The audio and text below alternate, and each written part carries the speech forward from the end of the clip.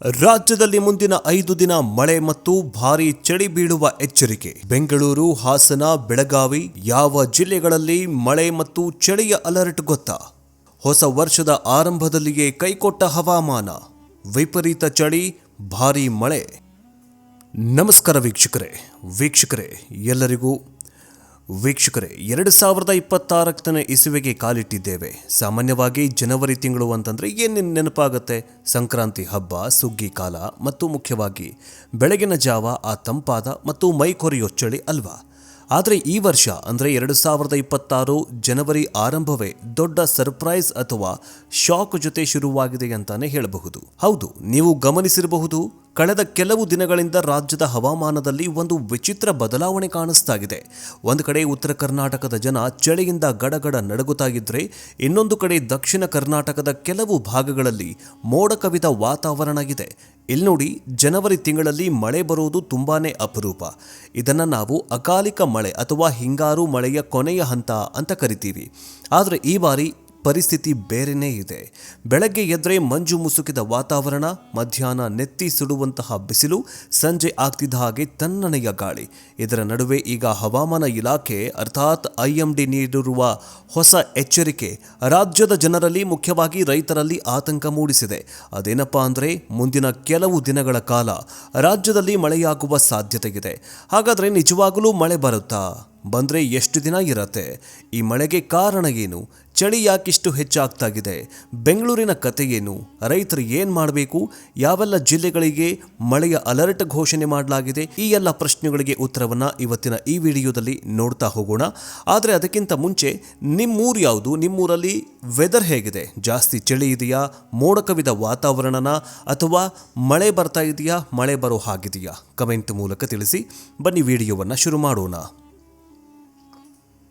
ವೀಕ್ಷಕರೇ, ಭಾರತೀಯ ಹವಾಮಾನ ಇಲಾಖೆ ನೀಡಿರುವ ತಾಜಾ ವರದಿಯ ಪ್ರಕಾರ ಜನವರಿ 6, 2026 ಅಂದರೆ ಇಂದಿನ ಪರಿಸ್ಥಿತಿಯನ್ನು ನೋಡಿದರೆ ರಾಜ್ಯ ದ್ವಂದ್ವ ಹವಾಮಾನವನ್ನು ಎದುರಿಸ್ತಾ ಇದೆ.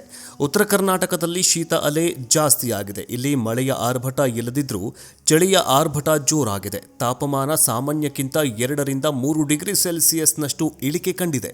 ಇನ್ನು ದಕ್ಷಿಣ ಒಳನಾಡಿನಲ್ಲಿ ಮಳೆಯ ಮುನ್ಸೂಚನೆ ನೀಡಲಾಗಿದೆ. ಹಳೆ ಮೈಸೂರು ಭಾಗ ಸೇರಿದಂತೆ ದಕ್ಷಿಣ ಜಿಲ್ಲೆಗಳಲ್ಲಿ ಜನವರಿ 9 ಮತ್ತು 10ರಂದು ಅಂದರೆ ಮುಂದಿನ 4-5 ದಿನಗಳವರೆಗೆ ಭಾರೀ ಮಳೆಯಾಗುವ ಸಾಧ್ಯತೆ ಇದೆ ಅಂತ ಹವಾಮಾನ ಇಲಾಖೆ ಎಚ್ಚರಿಕೆ ಕೊಟ್ಟಿದೆ. ಹವಾಮಾನ ಇಲಾಖೆಯ ವಿಜ್ಞಾನಿಗಳು ಹೇಳೋ ಪ್ರಕಾರ ಬಂಗಾಳ ಕೊಲ್ಲಿಯಲ್ಲಿ ಉಂಟಾಗಿರುವ ಒಂದು ವಾಯುಭಾರ ಕುಸಿತ ಅಥವಾ ಸೈಕ್ಲೋನಿಕ್ ಸರ್ಕ್ಯುಲೇಷನ್ ಈ ಅಕಾಲಿಕ ಬದಲಾವಣೆಗೆ ಪ್ರಮುಖ ಕಾರಣ ಅಂತ ಹೇಳ್ತಾ ಇದ್ದಾರೆ. ಇದು ಶ್ರೀಲಂಕಾ ಕರಾವಳಿಯ ಬಳಿ ಕೇಂದ್ರೀಕೃತವಾಗಿದ್ದು, ಇದರ ಪ್ರಭಾವದಿಂದಾಗಿ ತೇವಾಂಶ ಭರಿತ ಮೋಡಗಳು ನಮ್ಮ ರಾಜ್ಯದ ಕಡೆಗೆ ಬೀಸ್ತಾ ಇದ್ದಾವೆ. ಹಾಗಾದರೆ ಮಳೆ ಎಷ್ಟು ದಿನ ಇರತ್ತೆ ಅನ್ನೋದನ್ನು ಸ್ಪಷ್ಟವಾಗಿ ತಿಳಿದುಕೊಳ್ಳೋಣ.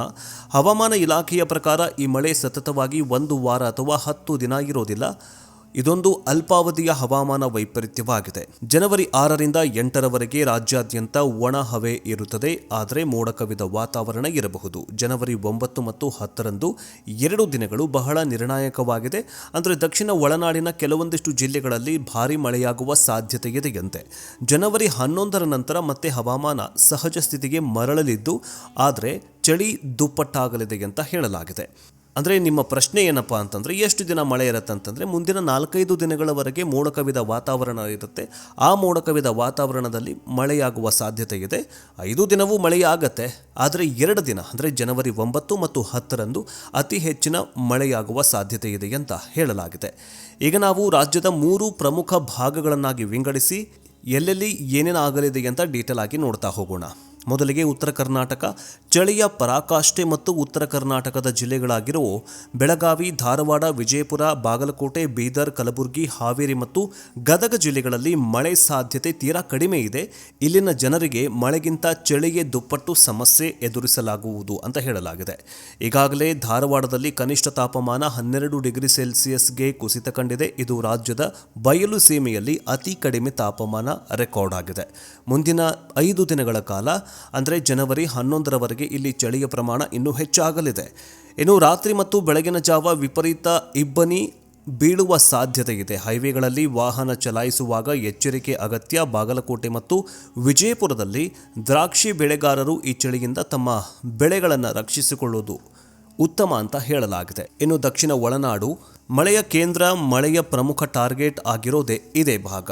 ಜಿಲ್ಲೆಗಳು ಯಾವುವು ಅಂತಂದರೆ ಮೈಸೂರು, ಮಂಡ್ಯ, ಚಾಮರಾಜನಗರ, ಹಾಸನ, ಕೊಡಗು ಮತ್ತು ರಾಮನಗರ. ಜನವರಿ 9 ಶುಕ್ರವಾರ ಮತ್ತು ಜನವರಿ 10ರಂದು ಶನಿವಾರ ಈ ಜಿಲ್ಲೆಗಳು ಕೆಲವೊಂದಿಷ್ಟು ಕಡೆಗಳಲ್ಲಿ ಚದುರಿದ ಮಳೆ ಮತ್ತು ಅಸಾಧಾರಣ ಮಳೆಯಾಗುವ ಸಾಧ್ಯತೆ ಇದೆ ಅಂತ ಹೇಳಲಾಗಿದೆ. ಇದು ಧಾರಾಕಾರ ಮಳೆ ಮತ್ತು ಜಿಟಿಜಿಟಿ ಮಳೆಯನ್ನು ತರಿಸಬಹುದು ಅಂತ ಹೇಳಲಾಗಿದೆ.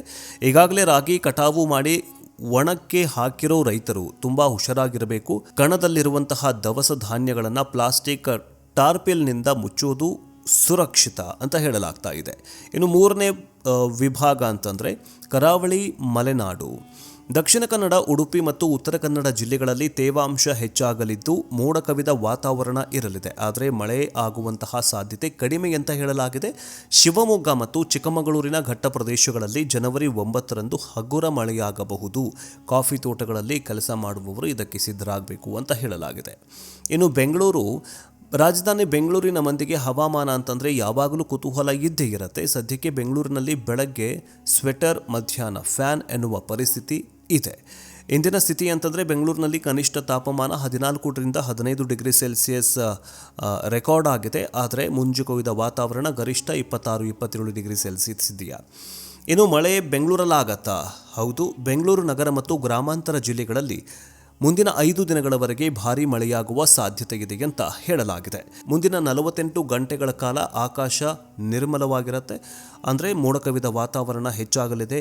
ವೀಕೆಂಡಲ್ಲಿ ಜನರು ಮಳೆಯನ್ನು ಅನುಭವಿಸಲಿದ್ದು ಮಳೆ ಬರ್ತಾ ಇದೆ ಅಂತ ಹೇಳಲಾಗ್ತಾ ಇದೆ. ಇನ್ನು ಸಾಮಾನ್ಯವಾಗಿ ಜನವರಲ್ಲಿ ಈಶಾನ್ಯ ಮಾರುತಗಳು ದುರ್ಬಲವಾಗುತ್ತವೆ. ಆದರೂ ಕೂಡ ಮಳೆ ಯಾಕೆ ಬರ್ತಾ ಇದೆ? ಇದಕ್ಕೆ ಪ್ರಮುಖ 3 ಕಾರಣಗಳಿದ್ದಾವೆ. ವಾಯುಭಾರ ಕುಸಿತ, ಬಂಗಾಳಕೊಲ್ಲಿಯಲ್ಲಿ ನೈಋತ್ಯ ಭಾಗದಲ್ಲಿ ಮತ್ತು ಹಿಂದೂ ಮಹಾಸಾಗರದ ಸಮಭಾಜಕ ರೇಖೆಯ ಬಳಿ ಒಂದು ಸುಳಿಗಾಳಿ ಏರ್ಪಟ್ಟಿದೆ. ಅಂದರೆ ಚಂಡಮಾರುತದಂತಹ ಒಂದು ವಾತಾವರಣ ಏರ್ಪಟ್ಟಿರೋದ್ರಿಂದಾಗಿ ಸಮುದ್ರದಿಂದ 5.8 ಕಿಲೋಮೀಟರ್ ಎತ್ತರವರೆಗೆ ವ್ಯಾಪಿಸಿದೆ. ಇನ್ನು ಮಾಲ್ಡೀವ್ಸ್ ಮತ್ತು ಲಕ್ಷದ್ವೀಪದ ನಡುವೆ ಗಾಳಿಯ ಒತ್ತಡ ವ್ಯತ್ಯಾಸ ಕಂಡುಬಂದಿದ್ದು ಮೋಡಗಳು ದಕ್ಷಿಣ ಭಾರತದತ್ತ ಚಲಿಸುವಂತೆ ಮಾಡ್ತಾ ಇದೆ. ತೇವದ ವಾತಾವರಣ ಇರುವುದರಿಂದಾಗಿ, ಮೋಡ ಕವಿದ ವಾತಾವರಣ ಇರೋದ್ರಿಂದಾಗಿ ಚಳಿ ಮತ್ತು ಚಂಡಮಾರುತ ಎರಡೂ ಸೇರಿಕೊಂಡು ದಕ್ಷಿಣದ ಭಾರತದ ರಾಜ್ಯಗಳನ್ನು ಕಟ್ಟಿ ಹಾಕ್ತಾ ಇದ್ದಾವೆ. ಇನ್ನು ಹವಾಮಾನ ಬದಲಾವಣೆ ನಮ್ಮ ದೇಹದ ಮೇಲೂ ಕೂಡ ರಿಯಾಕ್ಟ್ ಮಾಡ್ತಾ ಇದೆ. ಬಿಸಿಲು, ಮಳೆ, ಚಳಿ ಈ 3ರ ಆಟದಿಂದ ವೈರಲ್ ಫೀವರ್ ಅಂದರೆ ಜ್ವರ, ಕೆಮ್ಮು, ನೆಗಡಿ ಹೆಚ್ಚಾಗುವ ಸಾಧ್ಯತೆ ಇದೆ. ಮಕ್ಕಳು, ವೃದ್ಧರು ಆರಾಮಾಗಿ ಇರಬೇಕು, ಜೋಪಾನವಾಗಿರಬೇಕು. ಆಹಾರ, ಫ್ರಿಡ್ಜ್ ನೀರನ್ನು ಕುಡಿಯೋ ಹಾಗಿಲ್ಲ. ಉಗುರು ಬೆಚ್ಚಗಿನ ನೀರನ್ನು ಕುಡಿರಿ. ಆರೋಗ್ಯ ನಿರೋಧಕ ಶಕ್ತಿ ಹೆಚ್ಚಿಸುವ ಆಹಾರವನ್ನು ತಿನ್ನಿ ಅಂತ ಹೇಳ್ತಾ ಇದ್ದಾರೆ. ಇನ್ನು ಅಸ್ತಮಾ ರೋಗಿಗಳು ಉಸಿರಾಟದ ಸಮಸ್ಯೆ ಇರೋದ್ರಿಂದಾಗಿ ಅದಕ್ಕೋಸ್ಕರ ಆರೋಗ್ಯದ ಕಡೆ ಒಂಚೂರು ಗಮನ ಹರಿಸಬೇಕು ಅಂತ ಆರೋಗ್ಯ ಇಲಾಖೆ ಜೊತೆಗೆ ಹವಾಮಾನ ಇಲಾಖೆ ಎಚ್ಚರಿಕೆಯನ್ನು ಕೊಟ್ಟಿದೆ. ಒಟ್ಟಾರೆಯಾಗಿ ಹೇಳೋದಾದರೆ ವೀಕ್ಷಕರೇ, 2026ರ ಜನವರಿ ತಿಂಗಳು ಒಂದು ರೋಲರ್ ಕೋಸ್ಟರ್ ರೈಡ್ ತರಾನೇ ಆಗೋಗ್ಬಿಟ್ಟಿದೆ. ಮುಂದಿನ 3-4 ದಿನ ಹವಾಮಾನ ಮೇಲೆ ಕಣ್ಣಿಟ್ಟಿರಿ. ಜನವರಿ 9 ಮತ್ತು 10ರಂದು ದಕ್ಷಿಣ ಕರ್ನಾಟಕದಲ್ಲಿ ಮಳೆಯಾಗೋದು ಪಕ್ಕ, ಉತ್ತರ ಕರ್ನಾಟಕದಲ್ಲಿ ಚಳಿ ದುಪ್ಪಟ್ಟಾಗೋದು ಪಕ್ಕ ಅಂತ ಹವಾಮಾನ ಇಲಾಖೆ ಎಚ್ಚರಿಕೆಯನ್ನು ಕೊಟ್ಟಿದೆ.